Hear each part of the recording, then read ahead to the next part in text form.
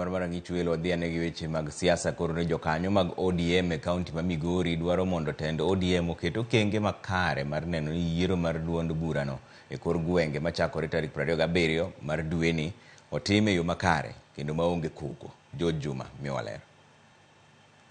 Bura mar ODM oselando chakruok mar yiero ma jotend duond burani kawo chakre tarik 27 mar dwe mar ang'wen mar higani e kaunti ma Migori.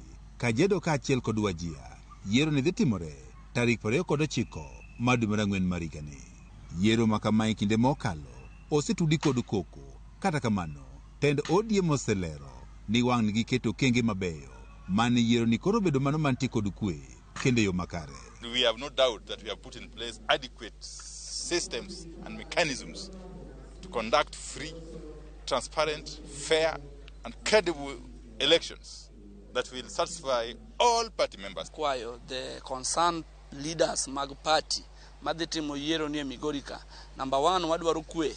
Wan kaka jopiny on our side waketo kwe nikech we believe ni yiero dhi bedo mana gi members mag party ok any other person. Omiyo ka ng'ato ok believe ni members mag party nyalo gore kigin nikech gi jok mong'eyo chike mag party mag kwe. To ka ng'ato nitie manyalo donje madwa kelo koko to mano to wadagi. E seche ma jokanyo mag ODM e kaunti ma Migori to yiero kod liyo, jokanyo mag bunge la wananchi e kaunti ma Migori ka otele ko jakom margi Charles Osewe dwaro mondo kotend ODM koro ket lai makare mane yiero ni otim makare. Ikruok nitiere maber kabisa kendo an gadiera ne kaka ne Central Committee obedo Nairobi ne tiere gik mang'eny manoketi kata mana weche mag security kata mana weche mag demokrasia. Oyiene ng'ata mar register kendo kidwaro kom moro to yieni bonde apply. To koponi okalo kaka okalo no ibiro kawe kamano nikech we are very prepared for the ODM grassroots elections which are starting on the 27th of this month. On this first leg or in this first phase of elections, we shall basically be dealing with elections at the polling station level. The other higher levels shall be dealt with much later once the party makes the proper announcements. Speaker mar bunge la wananchi e kaunti ma Migori Keno Ngaga wacho ne gidwaro mondo mana jogo ma osebedo ka ochung' motegno kod duond burani emomi thuolo mar telo ni duond burani e lewo mopogore opogore.